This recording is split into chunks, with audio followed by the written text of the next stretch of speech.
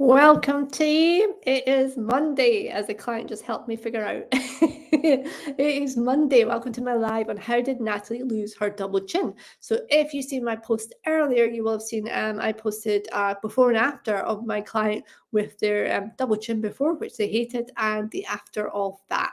And I just want to come on and share with you how she done that. I know there's so many adverts out there for, like, what are they calling it? Lemon weight learning, yeah, maybe lemon fat burner or something. They say it's like a natural thing for you to inject yourself with to lose fat, and lots of them have like the double chin as advertisement. And previously I posted actually that this was a clinic using these photos versus my client who done it for natural food and drink, and it was a vast difference than these injections of whatever it is they use. But yeah, just thought I'd share that too with you even. So we are all good. Hashtag replay if you're catching me on the replay. I am holding my phone, so you might not see much action on this for the Instagram team because the tripods are all upstairs, both of them. And I thought I'm going to come on live. I just wrapped up with a client. So well done to Susie for joining the Rive Women program. So just wrapped up with Susie. So I thought I'll jump on here, go live rather than going upstairs and delaying my live with you. All right, team, shall we get into the juicy bit? The sauce on how to lose your double chin. And so obviously there is a part of you will always have a double chin, right? There's certain movements, head motions where you'll have a double chin. So for me, if I put it down, yeah, I've got a double chin. But if I got my head in my normal state, then of course I don't have a double chin. But what influences that puffiness, that double chin, that fat around the chin, as you would have seen on Natalie's picture in the before when she started working with me? So a lot of factors around that come from a mixture of fat, inflammation, water retention. So what we did with Natalie was we looked at the food she was eating. What did she have on a daily basis instead of breakfast, lunch, dinner? She was someone who had been dabbling in intermittent fasting and typically not eating breakfast and going to the gym and working out on an empty stomach. So therefore she wasn't eating till around midday. And as a result, the food she was having wasn't necessarily the best quality. It was more about quickness and speed and getting something in, because when she did come to eat, she was starving. So what we did was get her to introduce breakfast. Now, we didn't start off doing breakfast 5-7 days a week. We broke it down and started off with aiming for breakfast 3 days a week. So aiming for breakfast 3 days a week, so she was fueling her body in a way that would serve her energy for later on throughout the day, and also to help her prevent snacking. So if you're someone that doesn't have breakfast and you're like, oh, but Julie, I get hungry if eating breakfast. Well, yes, because you're switching on your hunger cues. Now, when I say have breakfast, I'm not talking about cereal or porridge. You know what I'm going to say? I'm talking about eggs for breakfast. Don't care how you cook them, what you have them with, but ultimately having 2 to 3 eggs. 3 is probably a lot if you're only just getting started, but aim for 3 eggs for breakfast in the morning with a bit of carb, a bit of toast. It might be avocado on toast with fried eggs. It might be asparagus with fried egg. It might be scrambled egg on toast like you see me having most days. Either way, have protein for breakfast and start to introduce that gradually if you're someone who's not having breakfast right now. So first up, we got breakfast into her. She was someone who was quite frequent with her workouts, but again, this would waver in terms of consistency depending on her energy and how she was feeling. So we got her energy up by giving her protein-fueled breakfast, which meant she was then more consistent with her workouts.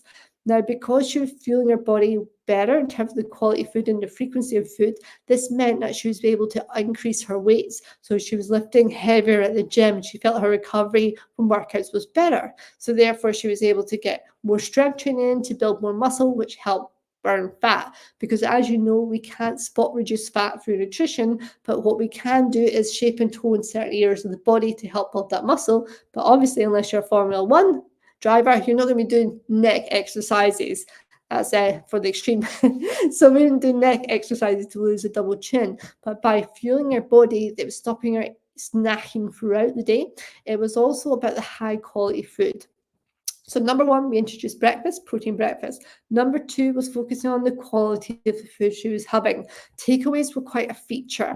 With any takeaways, it's not just like, oh, it's fattening. It's also about the amount of salt in takeaways. And this is a key. So a mixture of fat and salt, but the salt is really key.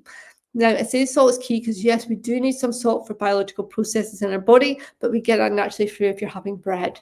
You get that through naturally different ways of food. But when you're having quite regular takeaways or ready meals, then the volume of salt you're having is quite high. And indeed, if you're eating out at restaurants, even if they're high quality restaurants, you're getting a lot of salt. That salt results in water retention, which results in bloat, which is going to include bloat around the neck. Okay, so if you're eating out, if you're getting lots of takeaways, you're going to have all that additional salt, which is going to lead to water retention.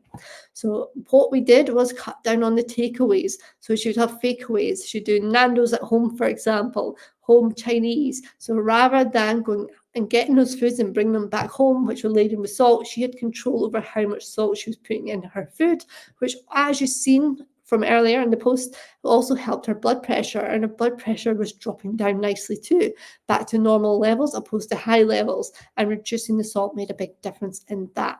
So number one was introducing a protein breakfast.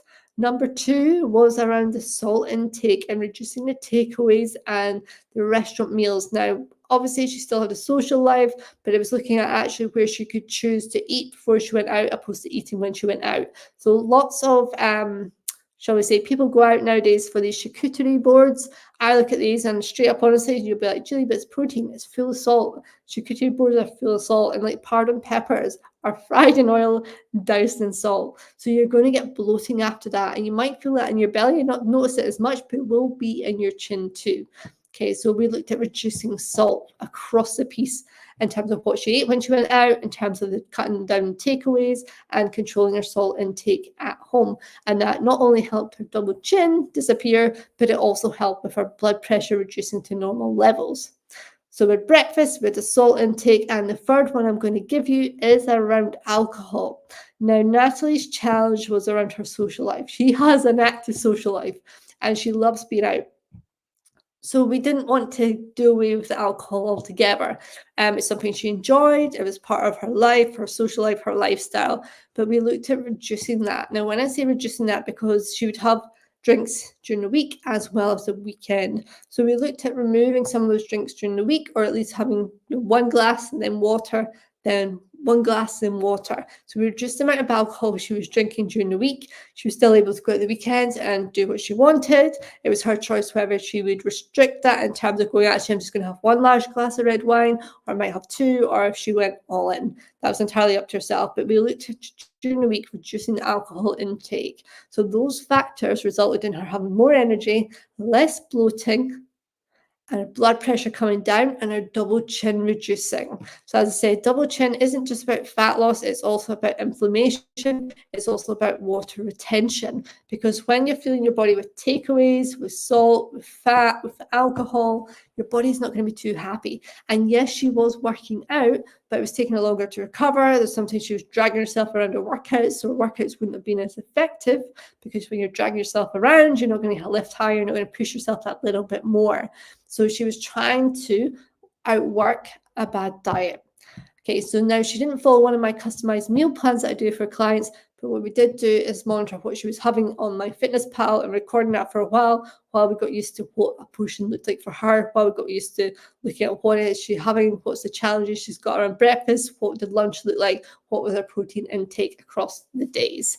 And that is how Natalie lost her double chin, introducing a protein breakfast, cutting back on the salt intake with takeaways, what she was eating when she was out and about, home cooking, and then also reducing alcohol during the week, and which meant she had more energy, her blood pressure was down, which allowed her to do more intense workouts, lift heavier weights, and overall feel better. And the net result is that loss of the double chin, healthier within herself because her blood pressure was down to normal levels.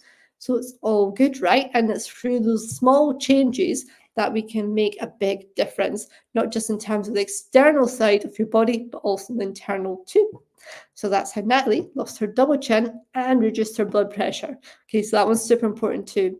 Her waistline did go down a bit too. All right, team, any questions on that? And if you're struggling with your weight loss journey, whether it be a double chin, round the belly, whatever it might be, then drop me a DM, let me know what you're struggling with.